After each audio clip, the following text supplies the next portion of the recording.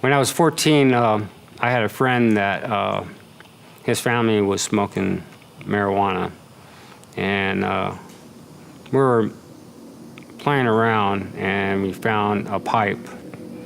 So that's where I started experimenting marijuana. After high school, I started hanging with a gang. We would drive around a lot, and then smoking marijuana, drinking. We would party a lot, and it was like a tight family, and within the gang. I started experimenting more with other drugs like acid, mushroom, and within 2 years after that, I started shooting meth. That was a different feeling itself. I just remember friends were doing it, and they said, "You want to try?" And I had like an 8-ball of stuff, and so I tried it.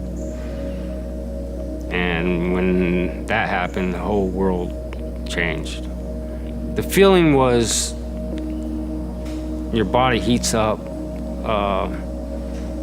your ears ring, and nothing could hurt you. That kind of feeling. I didn't have no means to support my habit, so I started stealing from my parents, my grandparents, family members, to support that habit and that feeling. When I was 22, I was outside with a friend at 1 o'clock in the morning. I heard 2 gunshots, and I started ducking down. Next moment, I started seeing blood squirting from my neck, and I realized I got shot. After that, I went to the hospital, and the doctor gave me a CAT scan, and he came in and told me that the bullet came a centimeter from my jugular vein, and I was really lucky to be alive. After 2 years, I was heading to a bar with a friend, and I met this woman. She asked me if, do you smoke marijuana? I go, yeah. So we went to her car, and she didn't have it there, and that's where we went to her house, and that's where I spent the night. We would start seeing each other on weekends and party during the weekends, and we started having this relationship. After 6 months, she got pregnant, and a few months later, we got married. Within these months, she quit meth, and I kept going, and that's where I started messing up. I quit for a little bit, then I went back to it. It was an off and on thing. I would quit for a couple weeks, 3 weeks, then I would go back to it. When my daughter was born, I gave her her first bath and dressed her, and when that happened, I picked her up and looked at her, and she smiled at me. Having my daughter in my arms gave me that joy, but I kept continuing using meth. I was so addicted to it, and the relationship went south.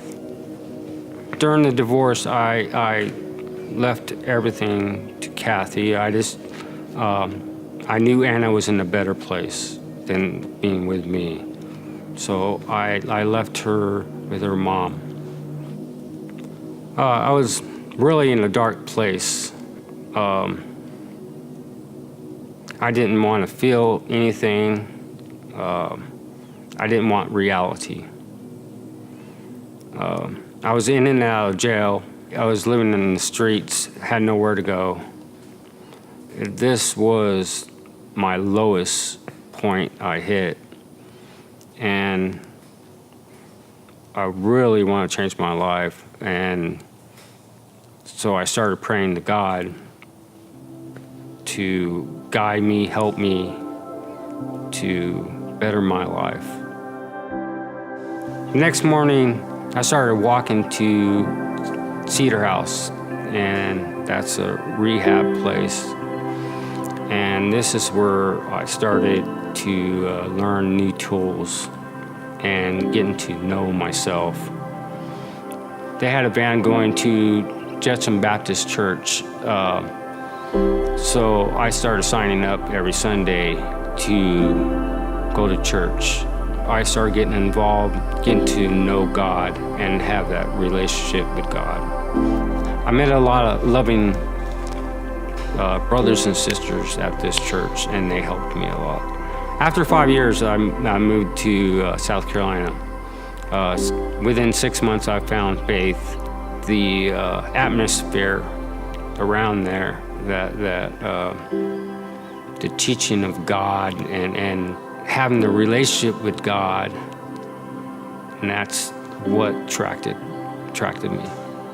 I started getting involved with the sound in the sound booth, and I do the lighting and stuff like that, and I love to serve, to give back. When I was in that darkness, I had that empty area of my life. My soul was empty. When I started having that relationship with God, that the light was shown, and it started filling that hole up in that dark area.